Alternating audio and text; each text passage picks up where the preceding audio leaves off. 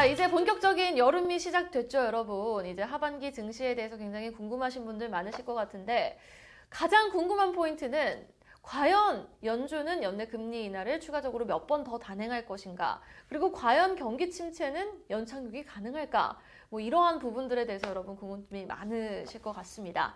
그래서 오늘 저희가 심사숙고하고 고민해서 이분을 또 섭외하는 데 성공을 했는데요. 긴 말이 필요 없습니다. 이분을 소개하는데 어떤 수식어가 필요할까요? 대한민국 1타 거시경제 전문가 신한은행 WM본부 오건영 팀장님과 이야기 나눠보겠습니다.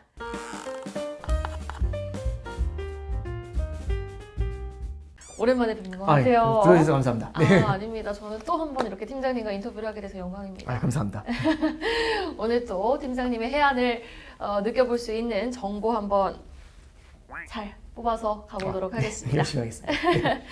당장 7월 FOMC 회의가 이제 7월 말에 예정이 되어 있죠. 네네. 7월 23일 날 예정이 되어 있는데 7월 연준의 행보 어떻게 예상하고 계십니까? 일단 7월에는 금리를 인상해야겠죠. 여기서도 금리 인상을 못하고 물러나게 되면은 아마 연준 내에서의 분열도 커질 뿐 아니라 시장에서의 신뢰도 되게 많이 낮아지게 될 거예요. 그러니까 이번에도 만약에 물러난다라고 하면 시장에서는 이제 저 사람에 대한 약간 뭐랄까 이 파월 의장이 얘기하는 거기에 대한 신뢰를 굉장히 낮춰서 볼 수가 있거든요. 그래서 7월에는 금리를 인상할 가능성이 굉장히 높다라고 좀 보고 있고요. 7월 달에 이제 우리가 좀 포인트를 둬서 봐야 될 게 뭐냐면 연준은 2차례 정도 기준금리 인상이 더 필요하다라고 얘기를 하고 있습니다. 그런데 연준에서는 2차례 정도 필요하다고 생각을 하는데 시장에서는 한 번 정도 올리면 끝일 거야 또 이렇게 예상을 하고 있거든요.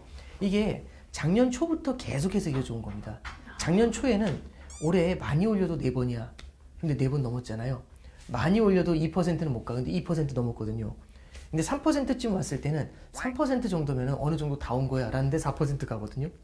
4%에서는 이제 끝이야. 그런데 4.5, 5.6 이렇게 그래서 시장에서는 끝났어 할 때마다 그 기대를 깨면서 계속해서 따라 마시고 있는 그런 구조입니다. 그리고 이번에도 따라 마시고 있는 건데 시장에서는 이제 한 차례 인상을 예상하고 있고 연준에서는 2차례 인상을 말하고 있지 않습니까? 이 둘의 갭이 있어요.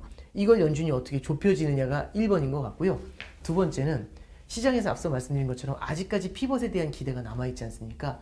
이 피벗에 대한 기대를 연준에서 어떤 메시지를 던져주느냐 이 두 가지가 아마 이번 7월 FOMC에서는 관건이 되지 않을까 생각하고 있습니다.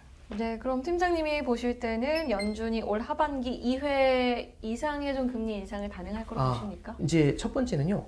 7월 달에 금리 인상 한 번은 할 것 같고요. 그 다음에 두 번째는 연준이 진행을 할 때는 지금 스킵 모드로 가고 있기 때문에 9월보다는 11월의 인상 가능성을 조금 더 높이게 될 것 같아요. 근데 네. 다만 이제 한 가지 볼 게 뭐냐면 어떤 횟수라는 게 정해져 있다라기보다는요.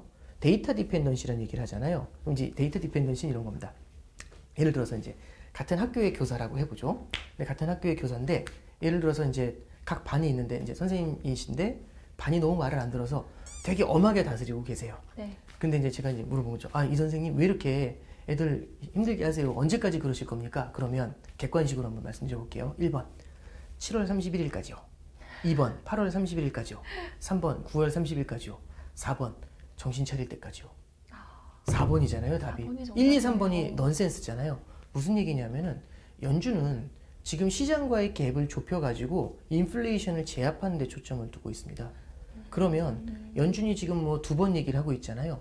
만약에 시장이 2번을 받아들이게 되고 그러면서 만약에 시장이 한번 긴장하는 모습을 보여주면서 인플레이션 압력을 한 단계 더 낮춰준다.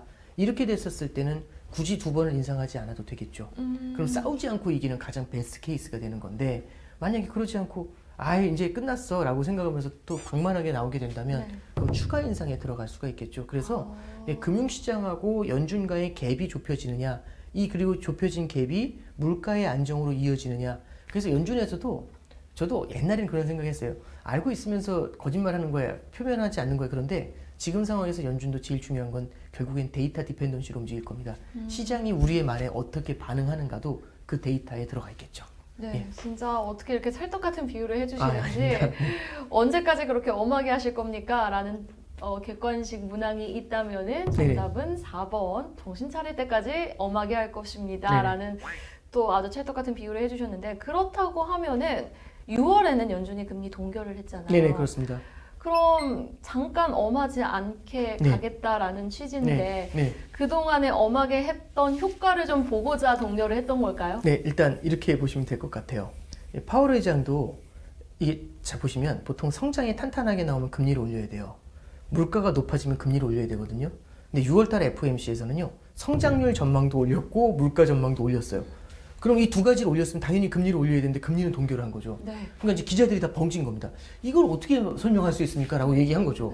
그러니까 이제 파월 의장이 이제 그때 당시 뭐라고 하냐면 이건 속도와 레벨의 문제인데 우리는 속도에 집중을 하는 거지 레벨에 변하는 건 없다. 이제 이렇게 얘기를 해요. 이게 무슨 얘기냐면 인상을 안 한다는 게 아니다. 왜? 0.125씩 인상할 수 있는 게 아니니까 0.25를 인상할 건데 이번에 쉬고 다음번에 인상하면 사실상 0.125씩 인상한 거 아니니라고 속도에 대해서 말씀을 한 거거든요. 네. 그러니까 이제 시장도 떡더름하지만 알았어요. 이제 이렇게 얘기를 한 거고 이렇게 이제 애매한 뷰를 던져주게 된 가장 큰 이유는 아마 연준 내에서도 되게 지금 의견이 분분할 겁니다. 말씀해 주셨던 것처럼 그동안 인상의 속도가 굉장히 빨랐으니까 인상이 어떻게 영향을 주는지를 조금만 보고 가자라는 신중론이 존재할 거고요. 그 신중론은 7월 달에 금리를 인상한 다음에도 또 나올 겁니다. 그러면 7월 달에 인상한 다음에 연속으로 인상하는 게 아니라 어차피 속도를 늦추기로 했으니까 조금 더 보면서 11월을 바라봅시다. 이렇게도 갈 수가 있겠죠. 그렇죠. 예, 그래서 이제 앞서 말씀드렸듯이 인상을 또 할 건지도 중요하지만 언제쯤 인상할 건지에 대한 얘기가 이번 FOMC에서 힌트를 얻을 수 있을 거다. 이런 말씀을 드렸던 거고요. 그래서 이제 참 우리가 얼핏 보면은 아니 금리 인상할 거라면서 왜 쉬어? 이거잖아요. 파월이 정확하게 얘기하는 거죠. 레벨이 문제가 아니라 우리는 계속 인상한다. 레벨을 올리는데 그 속도의 문제일 뿐이다. 라고 언급을 하고 있는 겁니다.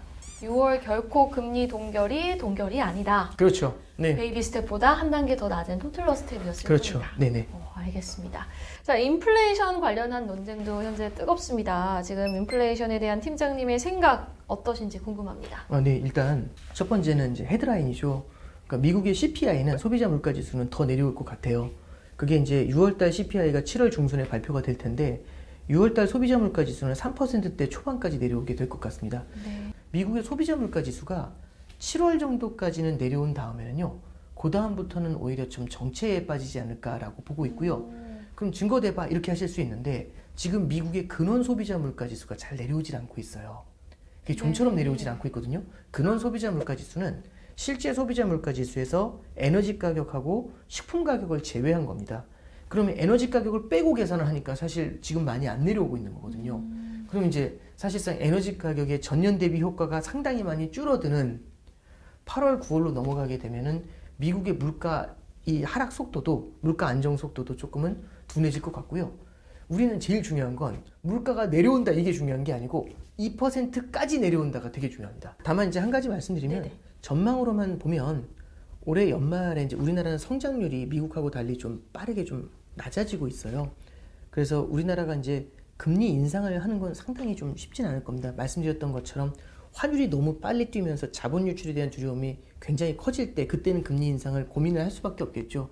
근데 일단 기본적인 전제는 연말까지는 이제 금리를 동결하는 쪽으로 좀 움직이게 되지 않을까 그렇게는 좀 보고 있습니다. 그래서 하는 총재도 그 말씀하세요. 아니 캐나다도 올리고 호주도 올리는데 그럼 우리는 어떻게 되냐라고 하니까 이제 그 질문에 대해서 캐나다나 호주는 물가가 5%가 넘습니다. 근데 우리나라는 지금 소비자 물가 지수가 3%대 초반이고요. 그리고 이제 7월, 8월 되면은 2%대도 한번 보잖아요. 네. 그러면 걔들이 한다. 캐나다나 호주만큼 네. 그 정도로 아주 급하거나 절실한 정도까지는 아닙니다. 그러면 조금은 성장 쪽에다 포커스를 두면서 천천히 바라볼 수 있겠죠. 그래서 오히려 금리 인상의 가능성은 극단적인 케이스가 되는 거고요. 금리 동결 쪽으로 좀 무게 중심을 좀 두는 게 맞지 않겠나 그렇게 생각을 합니다. 네, 알겠습니다. 일단 물가는 잡히고 있는 게 확실하니 네네. 일단 동결의 가능성을 좀 더 두면서 그래도 또 한미 금리 차를 생각하면은 금리 인상의 가능성도 그렇죠. 안심하면 안 된다라는 얘기가 되겠죠. 네. 네, 알겠습니다.